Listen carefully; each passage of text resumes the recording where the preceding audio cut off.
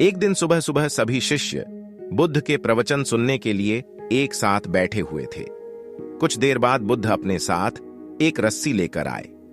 तथागत के हाथ में रस्सी देखकर सभी शिष्यों को हैरानी हुई। बुद्ध अपने आसन पर बैठे और उन्होंने रस्सी में एक के बाद एक 3 गांठ बांध दी। इसके बाद उन्होंने शिष्यों से पूछा कि क्या ये वही रस्सी है जो गांठ बांधने से पहले थी। इस प्रश्न के जवाब में एक शिष्य ने कहा कि तथागत, इसका उत्तर थोड़ा मुश्किल है। यह हमारे देखने के तरीके पर निर्भर करता है।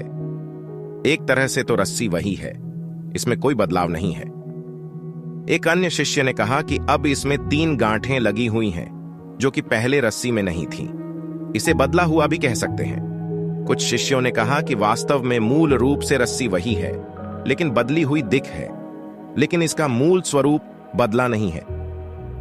शिष्यों की बात सुनकर बुद्ध ने कहा कि आप सभी सही बोल रहे हैं, अब मैं इन गांठों को खोल देता हूं। यह बोलकर बुद्ध रस्सी के दोनों सिरों को खींचने लगे।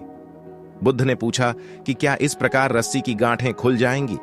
सभी शिष्यों ने कहा कि नहीं, ऐसा करने से तो गांठें और ज्यादा कस जाएंगी, इन्हें खोलना और मुश्किल हो जाएगा। बुद्ध ने कहा कि ठीक है, अब एक अंतिम प्रश्न, इन गांठों को खोलने के लिए हमें क्या करना होगा। शिष्यों ने कहा कि हमें इन गांठों को ध्यान से देखना होगा, जिससे हम जान सकें कि इन्हें कैसे लगाया गया है।